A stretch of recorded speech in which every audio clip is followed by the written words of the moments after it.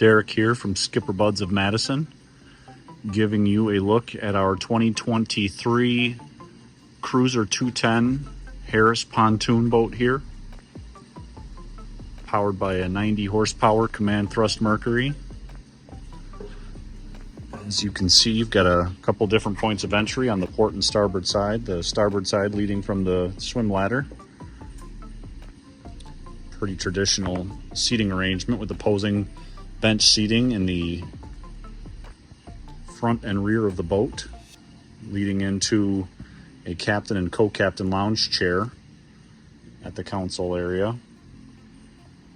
Plenty of cup holders, as you can see. You've got USB ports at each seating area, which is nice. Well put together dash. Nice Clarion radio. 10-person capacity on this boat.